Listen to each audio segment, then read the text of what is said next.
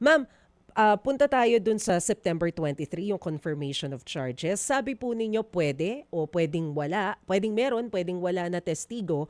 But basically, ano po yung mangyayari sa mismong araw na 'to? Isang araw lang ba 'to? Mukhang puwedeng humaba, eh, 'no? 4 na araw ngang Mm. sinet ng korte. Mula 23 hanggang 26 naka-book tayo doon sa isang, hall. Ang siste kasi nito, yung makaraang experience din naman, medyo kumbaga lumalaban din naman yung parehong partido. At ito nga nakita ko na yung, notification ng defense. Ang Mm. technically, unahin muna yung parang other business arising, 'di ba, gano'n naman, o ano muna yung mga natira at posible ang isang natirang issue, jurisdiction.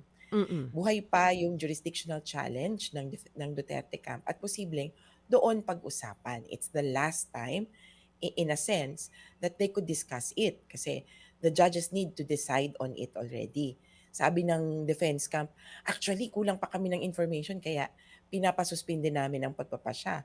Siyempre yung judges naman, kayo yung nag-submit, ng jurisdictional challenge. And Mm. pangalawa, kumpleto na yung materyales tungkol diyan. Ang jurisdictional challenge, may kapangyarihan ba o wala yung ICC. At usapin ito ng batas. Mm. Kumbaga nandiyan na yung facts. Ang facts lang naman ay umexit tayo ng ICC, nag-withdraw tayo, tapos saka nagsimula daw di umano yung investigation. Mm. So, kumbaga hindi na yon based on too many other facts or additional facts kaya kailangan pag-usapan or pagpasyahan doon. Kasi Mm. bakit ka patutuloy sa trial kung wala naman palang kapangyarihan?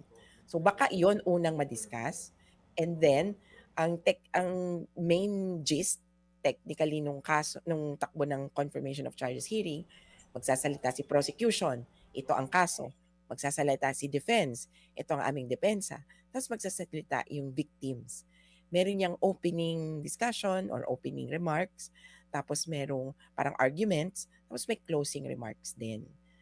So, sabi nila, depende kung gaano kayo katagal magsalita.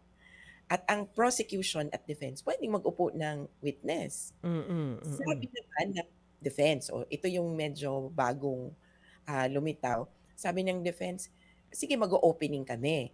Siguro mga 30 minutes, yung closing namin mga 30 minutes din, opening statements.